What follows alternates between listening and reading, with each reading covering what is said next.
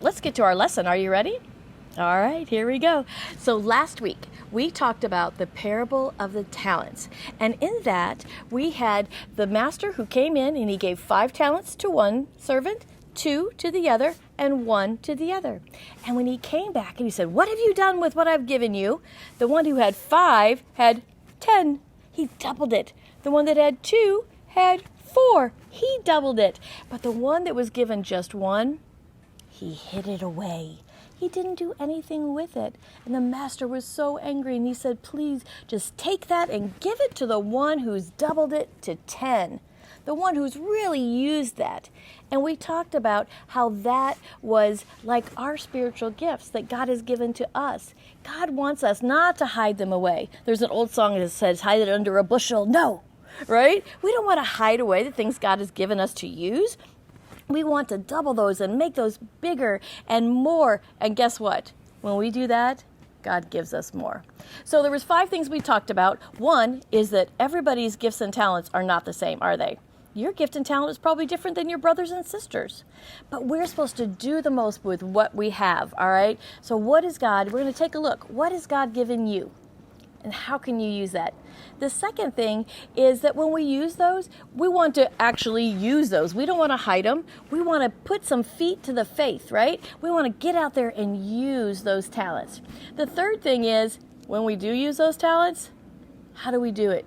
We want to use it for God.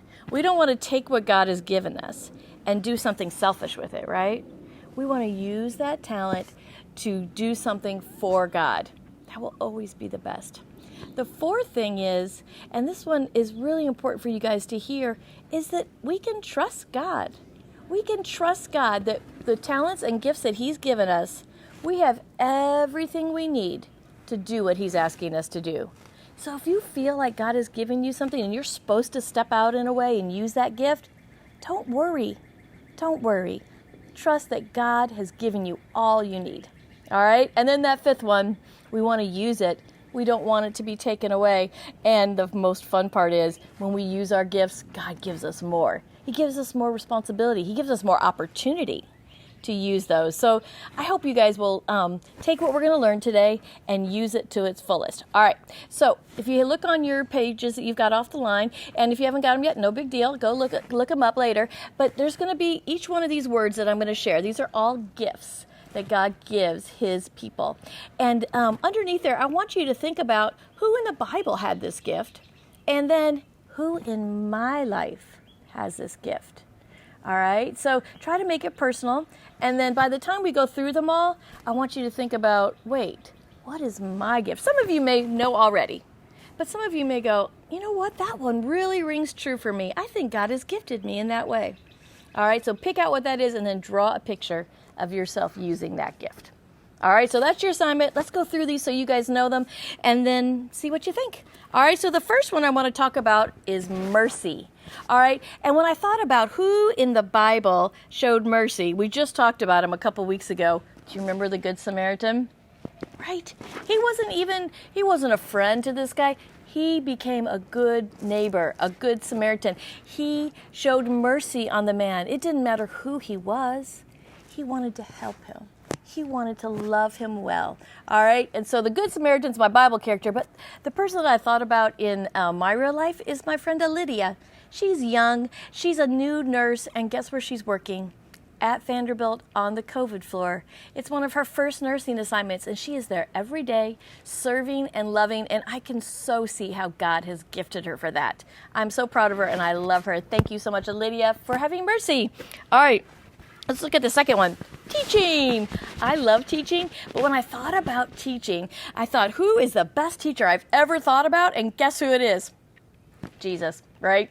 Why are we even studying these parables if Jesus wasn't? He is the best teacher, right? But I thought, okay, who in my life is a really great teacher? There's a lot of them around me. Our family is full of great teachers. And you know what? Our church, one of the main reasons we have TVC is because Pastor Jim was given such an excellent gift of teaching, and it's what he loves to do, all right? And then I thought even more close to my personal life was Miss Bella, right? You guys see her, and she teaches you every Sunday. But the cool thing about teaching is if you have a gift of teaching, it doesn't have to be just for one part of your life. She teaches the Bible. She teaches dance, which she's very good at. And then in her real job, she teaches people to swallow. They can't swallow because of some injury or some illness. She teaches people to be able to speak. It's really broad from here to here what you could use the gift of teaching for. So if you have that, let's make sure you use it. All right, teaching. Let's see what the next one is. Ooh, service. Service. We've talked a lot about this in TVC Kids, and I know you guys know how to serve. Always a good remember to serve more, though, isn't it? But for someone who's really gifted with service, I started thinking about Miriam. Do you guys remember Miriam, Moses' big sister? Right? She took baby Moses in that basket and put him in the river, and she watched him. She didn't just put him in and then go back to her day. She watched him. She pushed those reeds aside and peeked in to see, make sure he's okay. Make sure he's okay. She served him so well. And then when the princess found him, she even used that smart brain of hers and said, Princess, you'll need a nursemaid to take care of this baby, and went and got her own mother. Oh my goodness, she was serving and loving her brother. So I started thinking about service in my life, and you know, our church really does have great ways to serve. Second Saturday of city service, have you guys ever done that? I know some of you have. If not, let's get involved more. All right. But when I started thinking about a friend or somebody in my life, I thought about my friend Lisa, because I like to have big parties in my backyard. And as the kids were growing up, we would have all their friends and their families over in the backyard. And I'd be out there taking care of people and doing things. And I would come into my kitchen after serving all this food. And my friend Lisa would have cleaned the whole kitchen for me. She has a gift for service. She wanted to make sure that I was taken care of and all the people that I was out working with were being taken care of. She just looks for ways to serve, and I love that about her. She's such a gift to me. Service. All right, let's look at the next one. Ooh, I like this one a lot. Here we go. Hang on. I usually have helpers to do this when I'm at church, don't I? All right, this one is encouragement.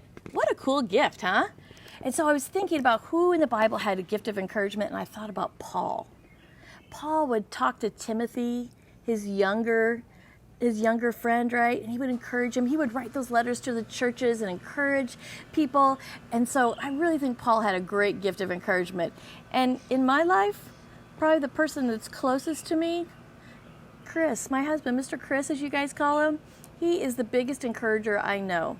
It's been fun because during this time of being at home, he's been teaching all his music lessons online. And so I've been able to hear him teach. And so he's teaching drums or piano or whatever he's teaching. I hear little kids who are just learning, and I hear adults who are playing things and teenagers who are playing magnificent things. And he is encouraging each one of them, helping them grow in their musicality, helping them grow in who they are in the Lord. And so he has always been my strong encourager, and I really love hearing him encourage others. He definitely has the gift of encouragement.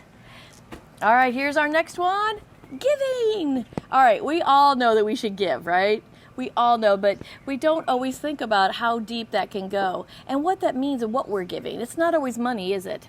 And so for my Bible character, I thought about Ruth. Girls, I know you love studying the story of Ruth, right? She, when her husband passed away, she could have gone back and lived with her parents, but instead, she said, I'm going to stay with my mother-in-law, Naomi.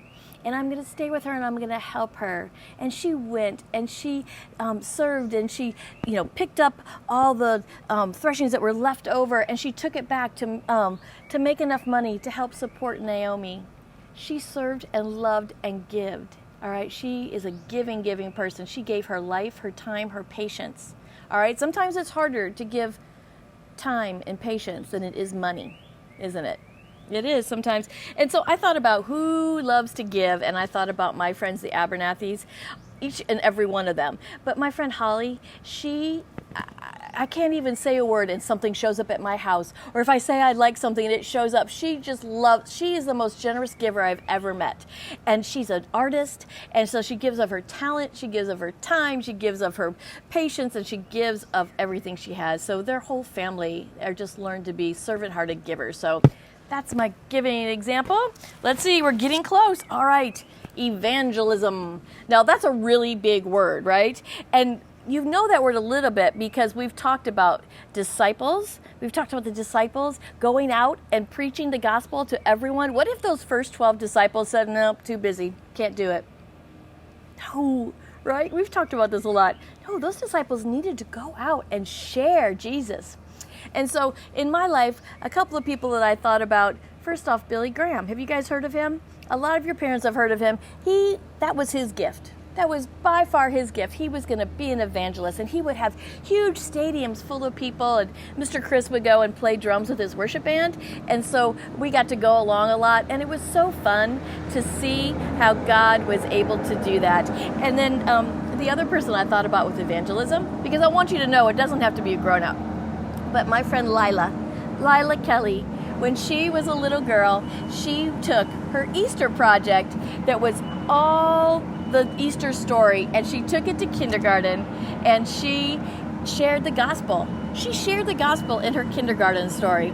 So that's my friend Lila. And then the last one is leadership. And leadership, who do you think is the best leader you've ever known? The best leader we've ever known, that would be God. All right? And so God, he leads us in ways that we'll never even understand, but he is the ultimate leader. And in my personal life, I thought about my little guy, Isaiah. He's not very little anymore, but he's an Eagle Scout, and he steps forward. Something about being a good leader means that you care for, you're sensitive to the needs of the people that are under you. And so I've seen him just be such a good leader ever since he was a little boy, now up to a graduated 23-year-old, and I know for the future too. So those are the gifts that we're talking about. I hope you guys will fill out that paper. Find out who has what gifts in your family, or write down on there people from the Bible, but also people in your life that have those gifts and use those gifts. Go forth, my friends. I love you. Have a great week. I'll see you soon.